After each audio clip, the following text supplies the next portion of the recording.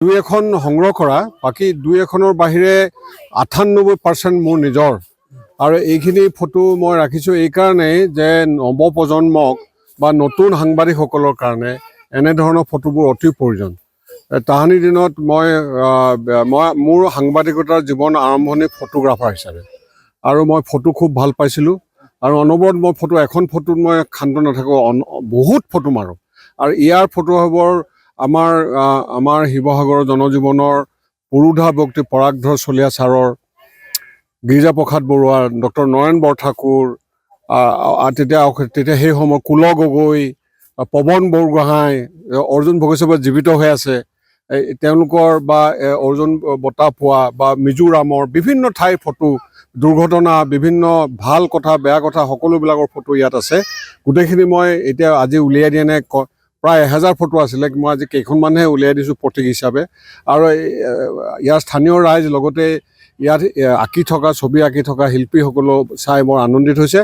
মই নিজেও খুব আনন্দ পাইছোঁ। আৰু এই ফটোবিলাকে মই বিভিন্ন সময়ত কেতিয়াবা কৰিছোঁ, ফটো প্ৰদৰ্শনী কৰিছোঁ। আজিও সেইকাৰণে গাঁৱলৈ, কাৰণ এনে অঞ্চলৰ ৰাইজ সাধাৰণতে নগৰ ফালে নাযায়, গতিকে সাধাৰণ চহা ৰাইজৰ কাৰণে ফটোখিনি মই ইয়াত আনি গছত আঁৰি দিছোঁ। আৰু মোৰ উদ্দেশ্য হ'ল এই পুৰণি কথাবিলাক তেওঁলোকে জানক। আৰু ইয়াত তেতিয়া আহে যোগেন মোহনটো আছেই, মন্ত্ৰী এতিয়া বৰ্তমানৰ পৰিবহণ মন্ত্ৰী। তেতিয়া আমাৰ সহকৰ্মী আছিলে সদৌ অসম ছাত্ৰ সন্থাৰ সেই সময়ৰ উপায়ুক্ত চন্দ্ৰআন ধৰা, সেইখিনি সময়ৰ মন্ত্ৰী চন্দ্ৰআন ধৰা, প্ৰসন্ন শৰ্মা, প্ৰদীপ গগৈ মন্ত্ৰী, আৰু সেই সময়ৰ আমাৰ ছাত্ৰ সন্থাৰ সকলো আমাৰ সহকৰ্মীসকলৰ ফটো বহুত আছে ইয়াত। কেইখনমান ফটো মই উলিয়াই থৈছোঁ।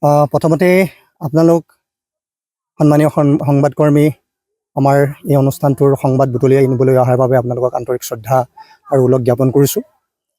আমাৰ ৰামধেনু ফাইন আৰ্ট এণ্ড ক্ৰাফ্ট একাডেমীয়ে নিৰলস এটা সুস্থ শৈক্ষিক শিল্পকলাৰ বাতাবৰণ যাতে গঢ় লৈ উঠে, বিশেষকৈ উঠি অহা প্ৰজন্মৰ মাজত শিল্প চেতনা এটাই পৰিপূৰ্ণ হৈ কেনেকৈ সিহঁতে নিজক চিনি শিপাৰ সৈতে সম্পৃক্ত হৈ সমাজ এখনৰ কাৰণে নিজৰ দায়িত্ববোধেৰে সমাজখনক গঢ় দিয়াই আগবঢ়াই লৈ যাব পাৰে, তাৰ উদ্দেশ্য আগত ৰাখিয়েই আমি এটা দিন সেউজীয়াৰ সৈতে তেওঁলোকৰ চিন্তাবোৰক কেনভাছৰ জৰিয়তে উপস্থাপন কৰাৰ বাবে এক কাৰ্যসূচী আমি হাতত লৈছিলোঁ আৰু নাম দিছিলোঁ আমি কেনভাছত বসন্ত ৰং।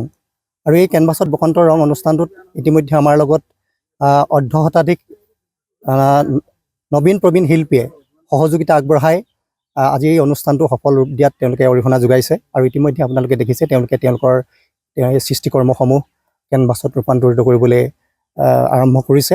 আৰু খন্তেক সময়ৰ পাছতে সম্পূৰ্ণ হোৱাৰ লগে লগে আমি এই অনুষ্ঠানটোতে তেওঁলোকৰ ছবিসমূহ ডিছপ্লে কৰিম। আৰু লগতে এই অনুষ্ঠানটোৰ লগত সংগতি ৰাখি আমি এটা কাব্য অনুষ্ঠান, কাব্যৰ বসন্ত বুলি এটা কাব্য অনুষ্ঠানো আমি আয়োজন কৰিছোঁ। আৰু এই অনুষ্ঠানটোলৈ ইতিমধ্যেই আমাৰ শ্ৰদ্ধাৰ বহুকেইজন প্ৰতিষ্ঠিত কবি, উপন্যাসিক, কিশোৰ মনজিৎ বৰা, লগতে ৰৌচন আলী, কিশোৰ দেউৰী, সুমেশ ডেকাকে আৰম্ভ কৰি প্ৰমুখে কৰি বহুকেইজন নবীন প্ৰবীণ কবিয়ে এই অনুষ্ঠানত আহি অংশগ্ৰহণ কৰিছে। কিমানজন শিল্পী আপোনালোকে অংশগ্ৰহণ? প্ৰায় আপোনাৰ 60জনৰ ওচৰা-ওচৰি হ'ব।